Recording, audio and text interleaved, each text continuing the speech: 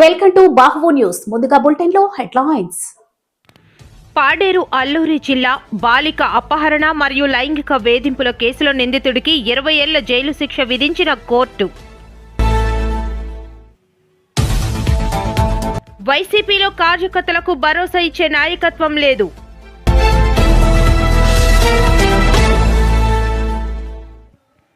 భోగాపురం అంతర్జాతీయ విమానాశ్రయం పూర్తిగా జగన్ విజన్ ఫలితమే. రైతు సంక్షేమమే మా ప్రభుత్వ ధ్యేయం. అబద్ధపు హామీలతో ప్రజలను మోసం చేసే చంద్రబాబు లాంటి నేతలను జైలుకు పంపించాల్సిన అవసరం ఉంది. జగన్మోహన్ రెడ్డిపై మంత్రులు కింజరపు అచ్చెన్నాయుడు ఆగ్రహం. ఏపీ తెలంగాణ రాష్ట్రాల జల వివాదంపై ఏపీ బీజేపీ అధ్యక్షుడు మాధవ్ కీలక వ్యాఖ్యలు. చంద్రబాబు నాయుడు చీకటి ఒప్పందాల ద్వారా రాయలసీమ ఎత్తిపోతల పథకాన్ని తెలంగాణకు తాకట్టు పెట్టారు. పాడేరు అల్లూరి జిల్లా బాలిక అపహరణ లైంగిక వేధింపుల కేసులో నిందితుడికి 20 ఏళ్ల జైలు శిక్ష విధించిన కోర్టు. బాధితురాలికి 2 లక్షల నష్టపరిహారంతో పాటు 50,000 జరిమానా విధించిన కోర్టు. అల్లూరి జిల్లా ఎస్పీ కార్యాలయంలో ఎస్పీ అమిత్ బార్ ఆధ్వర్యంలో నేడు మీడియా సమావేశం ఏర్పాటు చేశారు. ఈ సమావేశంలో ఆయన మాట్లాడుతూ 2024వ సంవత్సరం పాడేరు మోదకొండమ్మ తల్లి జాతర మరుసటి రోజు పాడేరు ప్రధాన కేంద్రంలో బాలిక అపహరణ లైంగిక వేధింపులు సంబంధించి ఫిర్యాదు అందగా అప్పట్లో సీసీటీవీ ఫుటేజ్ సాక్షుల ఆధారాలతో అమ్మిన అర్జున్ వంట్లమామిడి పంచాయతీ కుమ్మరి తోము గ్రామానికి చెందిన వ్యక్తి ఈ దాడికి పాల్పడినట్లుగా గుర్తించి వారం వ్యవధిలో నిందితుడిని అదుపులోకి తీసుకుని క్రైమ్ నెంబర్ 88/2024తో సహా పోక్సో చట్టంలోని సెక్షన్ 6, సెక్షన్ 5M క్రింద కేసు నమోదు చేసి రిమాండ్కు తరలించడం జరిగిందని అన్నారు. ఈ కేసుకు సంబంధించి నేడు విశాఖపట్నం పోక్సో చట్టం కోర్టు నిందితుడిని దోషిగా నిర్ధారించి నిందితుడికి 20 ఏళ్ల జైలు శిక్ష, బాధితురాలకు 2 లక్షల నష్టపరిహారంతో పాటు 50,000 రూపాయల జరిమానా విధించారని తెలిపారు. నూతన సంవత్సరం శుభాకాంక్షలు. ఈ సంవత్సరం మనకి ఫస్ట్ వీక్లో ఈ ఒక మంచి సమాచారం మీ అందరికీ ఇవ్వడానికి కోసం ఈరోజు తిరగడం జరిగింది. మీ అందరికీ అవగాహన ఉన్న మనకి పాడేరులో మోదకమ్మ జాతర 2024లో జరిగిన ఆ పండుగ వెంటనే నెక్స్ట్ డే మనకి ఒక పాక్సో కేసు నమోదైంది. మనకి పోలీస్ స్టేషన్ పాడేరులో అది క్రైమ్ నెంబర్ 88/24 మన పాక్సో వేరియస్ సెక్షన్స్లో నమోదయ్యి మీకు ఇది కూడా అవగాహన ఉన్న వెంటనే పోలీస్ పార్టీ అప్పుడు మన లిమిటెడ్ టెక్నాలజికల్ ఇంటర్వెన్షన్స్తో కూడా మొత్తం పాడేరు టౌన్లో ఉన్న వాళ్ళన్ని కెమెరాస్ని వాళ్ళు సెర్చ్ చేసి అప్పుడు ఆ ముద్దాయిని ఐడెంటిఫై చేసి వాళ్ళని వెంటనే అరెస్ట్ చేసి జైలుకి రిమాండ్కి పంపడం జరిగింది. అదేవిధంగా ఈ ఛార్జ్షీట్ కూడా మనకి మొత్తం ఇన్వెస్టిగేషన్ని కంప్లీట్ చేసి ఎవిడెన్స్ని సరిగా డాక్యుమెంట్ చేసి విదిన్ పీరియడ్లో మన తరఫున ఛార్జ్షీట్ ఫైల్ చేయడం జరిగింది. దీంట్లో ఎస్డిపిఓ పాడేరు అప్పుడు ఇన్వెస్టిగేటింగ్ ఆఫీసర్, ఎస్డిపిఓ పాడేరు తరఫున ఈ ఇన్వెస్టిగేషన్లో ఈ ఫైండింగ్స్ని మనకి కోర్టులో ట్రయల్ స్టార్ట్ అయిన సమయంలో సరిగా మన కోర్ట్ మానిటరింగ్ తరఫున అదేవిధంగా ఎస్హెచ్ఓ పాడేరు తరఫున సరిగా ఫాలో చేయడం జరిగింది. దీని కారణం నిన్న పాక్సో కోర్ట్ విశాఖపట్నం ఈ కేసులో ఆ ముద్దాయిని 20 yearsకి రిగ్రెస్ ఇంప్రిజన్మెంట్ ఇచ్చిన దీంతో సహా వాళ్ళపైన 2 lakh రూపీస్కి ఇది డైరెక్ట్ పేమెంట్ టు విక్టిమ్ కూడా ఇవ్వడం జరిగింది. అదేవిధంగా ఈ ఫైన్ కూడా ఇంపోజ్ చేయడం జరిగింది అక్యూజ్ పైన. సో ఇప్పుడు వైసీపీలో కార్యకర్తలకు భరోసా ఇచ్చే నాయకత్వం లేదని నియోజకవర్గ బూత్ కమిటీ వింగ్ అధ్యక్షుడు గైపూరి రాజు ఆరోపించారు. మంగళవారం స్థానిక నరసింగరావుపేటలో గల ఎంవీఆర్ కార్యాలయంలో ఆయన మీడియాతో మాట్లాడారు. ఏ కార్యకర్త అయినా పార్టీ కోసం, నాయకుల కోసం కష్టపడతారని, అలా కష్టపడ్డ వారికి కనీస గౌరవం ఇవ్వకపోవడం దారుణమన్నారు. మా మీడియా మిత్రులకి, ఎలక్ట్రికల్ మీడియాకి, సంక్రాంతి శుభాకాంక్షలు ముందుగా అడ్వాన్స్గా తెలుపుతున్నాను. ఎప్పుడూ కూడా మీడియా సోదరులతోనే అనుబంధంతోనే ఉండే గైపూర్రాజు. మరి మీ అందరి ఆశీస్సులు కూడా గైపూర్రాజుకి ఎంతో అవసరం ఉంది. మరి సుమారుగా నేను పార్టీకి 14 సంవత్సరాలు సర్వీస్ చేశాను. 2010 నుంచి ఓదార్పు యాత్ర దగ్గర నుంచి జగన్మోహన్ రెడ్డి గారు అంటే ఎంత పిచ్చో అందరికీ తెలుసు. ఆ విధంగానే పనిచేసుకొని వచ్చాను. కానీ ఇక్కడికి రాకపోతులోకి కొన్ని సంఘటనలు మనం చూడటం వల్ల, అదేవిధంగా ఈ మధ్యనే నాకు చెయ్యరగడం తర్వాత ఎవరు కూడా నేను మీకున్నానని చెప్పే వ్యక్తులు కూడా ధైర్యం చెప్పేవాళ్ళు లేరు. కానీ పార్టీకి అంత కష్టపడినప్పుడు కూడా కనీసం మేము ఉన్నామని భరోసా ఇచ్చినా కూడా హ్యాపీ ఫీల్ అవుతున్నాను. అది జరగలేదు. మరి ముందుగా ఏదైతే గౌరవ అధ్యక్షులు మాజీ సీఎం గారు జగన్మోహన్ రెడ్డి గారికి, గౌరవ మాజీ మంత్రివర్యులు గుడివాడ అమర్నాథ్ గారికి, గౌరవ అనకాపల్లి ఇన్ఛార్జ్ భరత్ కుమార్ గారికి, అలాగే వైఎస్ఆర్సీపీ అనకాపల్లి నియోజకవర్గం నాయకులందరికీ, సీనియర్ నాయకులకి, ప్రతి ఒక్కరికి పేరు పేరున నా ధన్యవాదాలు. ఈ నిర్ణయం తీసుకోవడం జరిగింది. ఇంతకంటే ఏమి కాదు. కాకపోతే ఏ నాయకుడైనా ఏ కార్యకర్తలు ఎందుకు కష్టపడతారంటే, ఫలానా నాయకుడు వచ్చి ఇక నీకు నేను ఇది చేశాను, లేదనుకోండి ఇక ఈ విధంగా నీకు నేను అండగా ఉన్నానని చెప్పితే భరోసా ఇచ్చే నాయకుడు ఏమైనా ఉంటే మనం ఏదైనా చేయొచ్చు. ప్రతి ఒక్కరికి కూడా మనం కష్టపడి చేయడమే కానీ అక్కడి నుంచి మాకు ఉరిగింది ఏమీ లేదు. గైపూర్రాజు అనేవాడు ఈ అంతకు కూడా నా కష్టం మీద నేను బతికిందేదే. ఎవరు కూడా భుజం తెట్టి సాయం చేసే వ్యక్తులు లేరు. ఇది క్లియర్ కట్గా చెబుతున్నాను. అందువల్లే పార్టీ నుంచి ఎవరిని కూడా నేను ఇబ్బంది పెట్టకుండా పార్టీకి, పార్టీ పదవికి రాజీనామా చేసి పక్కకు తప్పుకుంటున్నాను. అలాగే నా ఓపిక ఉన్నంత వరకు, నా ఊపిరి ఉన్నంత వరకు ఎంఈఆర్ గారి వెంటే ఉంటాను. ఎంఈఆర్ గారి ముందునే నడిపిస్తాను. బలమైన నాయకత్వం ఉంది, కానీ ఆ నాయకత్వం నడిపించే నాయకత్వం బాగోక గైపూర్రాజు భోగాపురం అంతర్జాతీయ విమానాశ్రయం పూర్తిగా జగన్ విజన్ ఫలితమని, ఈ ప్రాజెక్ట్ క్రెడిట్ ను దొంగిలించేందుకు టీడీపీ చేస్తున్న ప్రయత్నాలు సిగ్గుచేటని భీమిలి నియోజకవర్గ సమన్వయకర్త మజ్జి శ్రీనివాసరావు తీవ్రంగా విమర్శించారు. మంగళవారం ధర్మపురిలోని తన క్యాంప్ కార్యాలయంలో నిర్వహించిన పత్రికా సమావేశంలో ఆయన మాట్లాడారు. ఎందుకంటే ఈ కార్యక్రమం ఈ ప్రాంతం అభివృద్ధి చెందాలి, ఉత్తరాంధ్ర ప్రాంతాన్ని పాలించిన పాలకులు ఈ ప్రాంతాన్ని వెనుకబాటుతనంగానే చూపారు తప్ప ఈ ప్రాంత అభివృద్ధికి చిత్తశుద్ధితో ఈ ప్రాంతం అభివృద్ధి చెందాలి అనే ఒక ఆలోచనతో, ముఖ్యంగా విజయనగరం జిల్లాలో భోగాపురం ప్రాంతంలో విమానాశ్రయాన్ని వారు చేసిన కార్యక్రమం మీ ద్వారా ఈ ప్రాంత ప్రజలందరికీ తెలియజేయాలనే ఉద్దేశంతోనే ఈరోజు ఈ పత్రికా సమావేశం ఏర్పాటు చేశాం. అందుకే దీని ద్వారా 4వ తారీఖున జరిగిన ఏదైతే ఫ్లైట్ వాలిడేషన్ ప్రోగ్రామ్ సక్సెస్ఫుల్గా దిగ్విజయంగా జరిపినందుకు మరొకసారి మా అధ్యక్షుడు మాజీ ముఖ్యమంత్రి జగన్మోహన్ రెడ్డి గారికి, అలాగే దాన్ని నిర్మించిన ఈ ప్రాంతవాసి, ముఖ్యంగా విజయనగరం జిల్లావాసి, ఉత్తరాంధ్ర వాసి అయినటువంటి గ్రంథి మల్లికార్జునరావు గారు, వారికి, వారి సంస్థకి, అలాగే దీన్ని నిర్మాణాన్ని తలపెట్టిన వారు ఎవరికైతే వారి బాధ్యతలు అప్పచెప్పారు ఎల్ఎండి సంస్థ వారికి మీ ద్వారా ఈ ప్రజల తరపున ఈ మీడియా ద్వారా వారికి ప్రత్యేకంగా వారందరికీ కూడా ధన్యవాదాలు తెలియజేస్తా ఉన్నా. అయితే ఈ 4వ తారీఖు కార్యక్రమం అయిన వెంటనే ఎప్పటిలాగానే అధికార పార్టీ వారు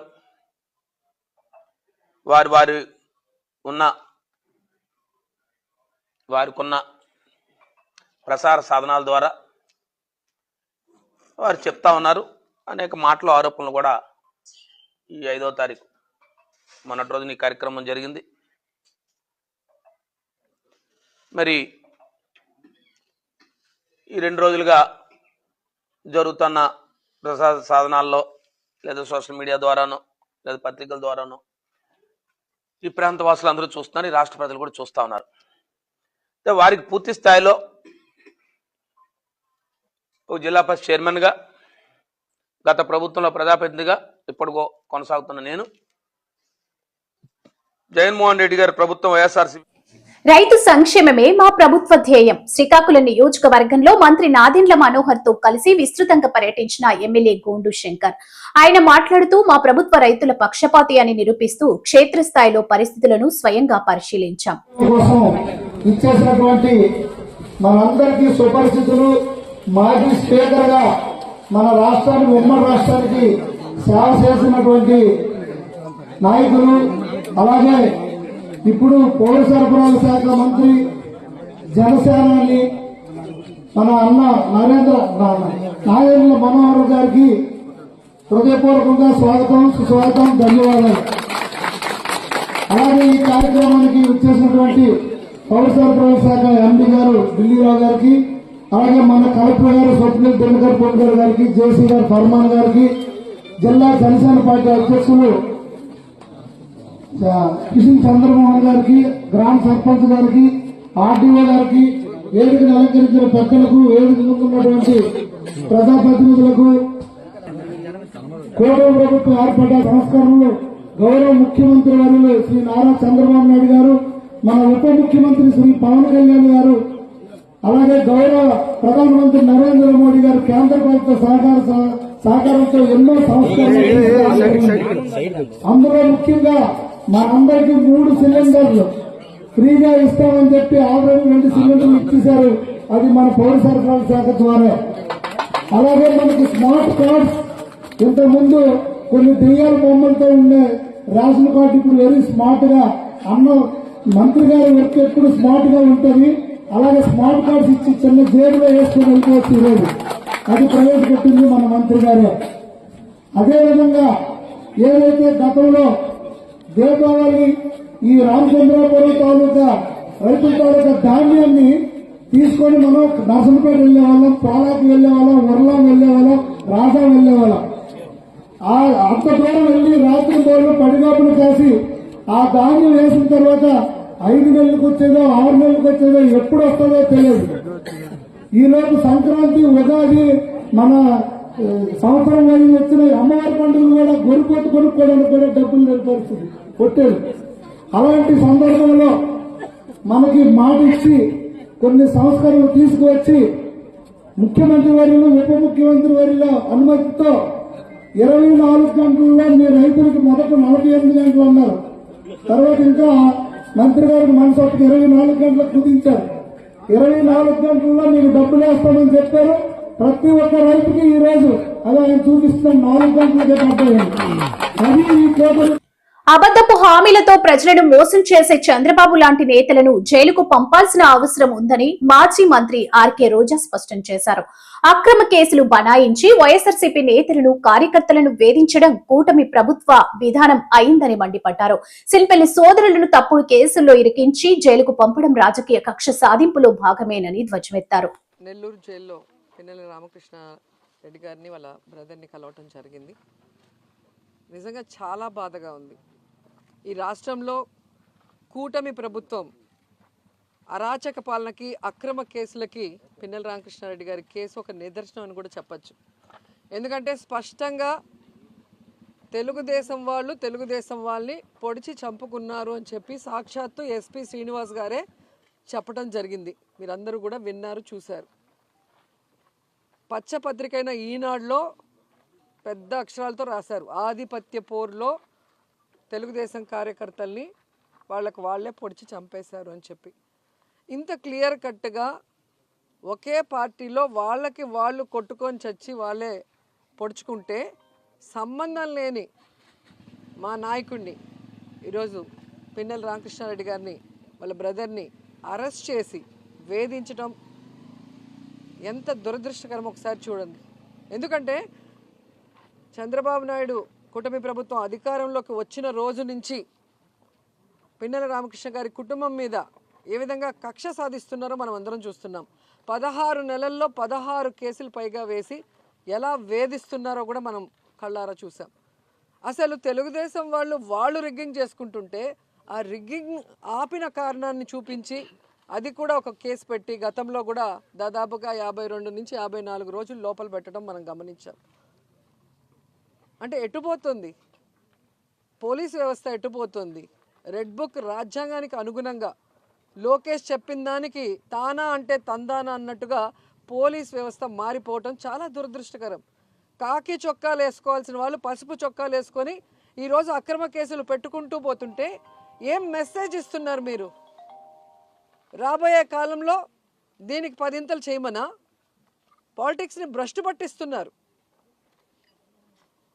ఎవరైతే ఈరోజు తప్పుడు కేసులు పెట్టి పిన్నెల రామకృష్ణారెడ్డి గారి కుటుంబం మీద లోపల పెట్టి వేధిస్తున్నారో వాళ్ళకి సూటిగా చెప్తున్నాం.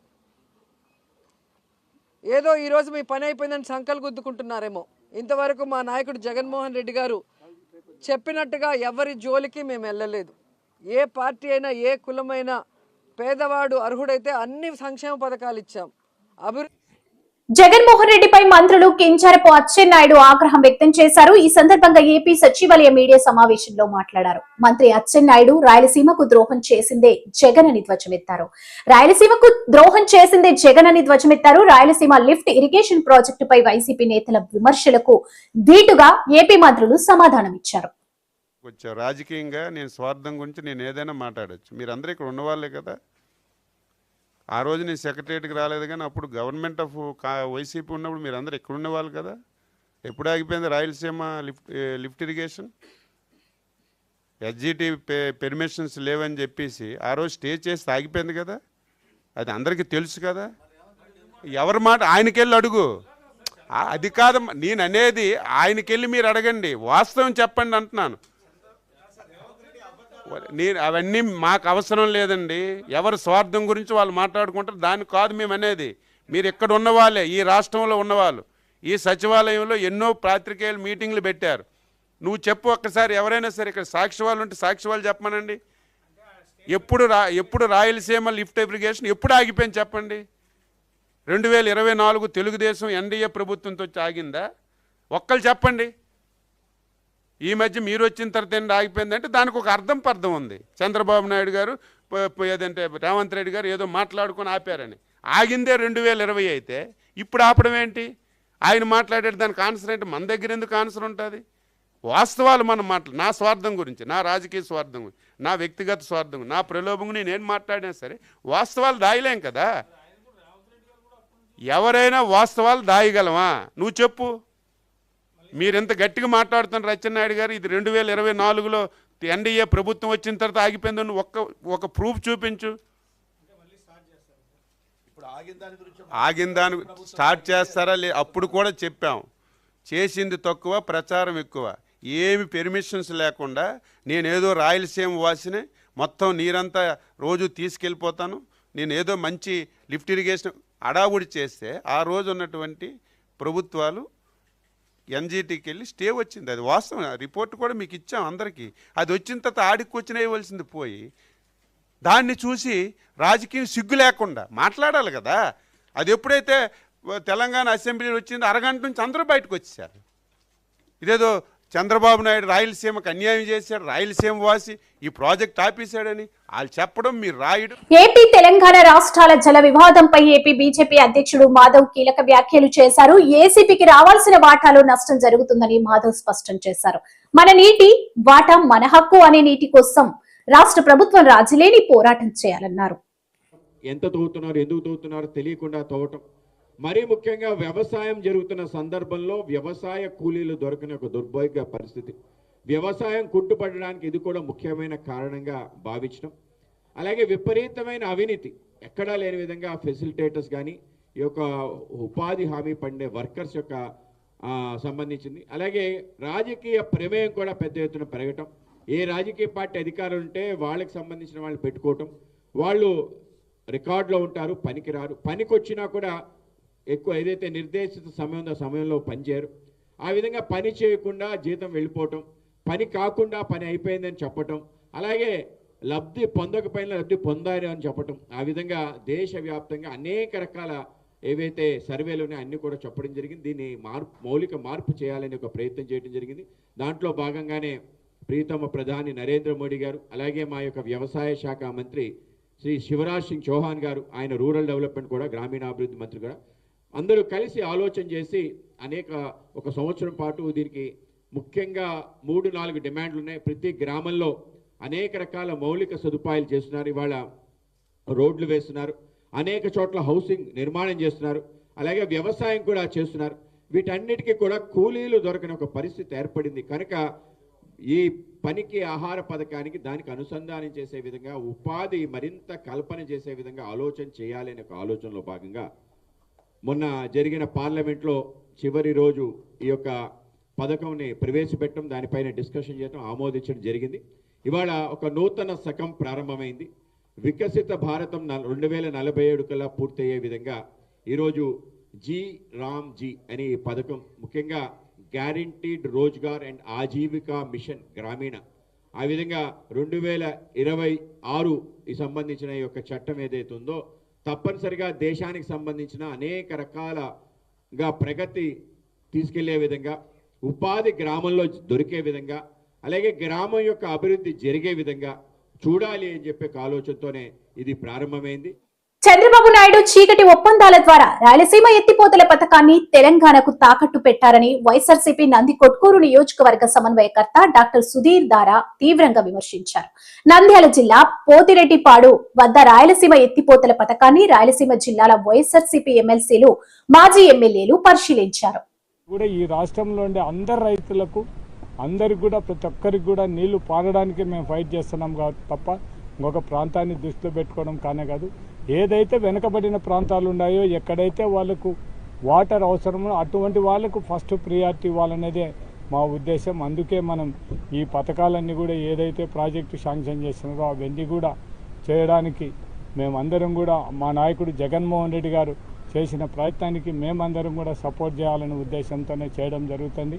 మన దురదృష్టం 2024లో ఓడిపోవడం ఒక విధంగా ఈ ప్రాంతానికి, ఈ రాష్ట్రానికి అయితే కూడా ఇరిగేషన్ ప్రాజెక్టులు అన్నీ కూడా అన్యాయం జరిగే పరిస్థితి. చంద్రబాబు నాయుడు మనలందరినీ కూడా ద్రోహం చేసే పరిస్థితులు ఉన్నారు. కాబట్టి ఈ రాష్ట్ర ప్రజలందరూ కూడా తెలుసుకోవాలని విజ్ఞప్తి చేస్తున్నాం.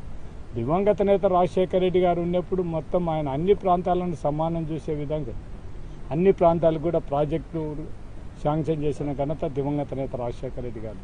కానీ మన దురదృష్టం వచ్చినటువంటి నాయకులకు, పాత్రికేయ మిత్రులకు అందరికీ కూడా పేరు పేరున ధన్యవాదాలు తెలియజేస్తా ఉన్నాను.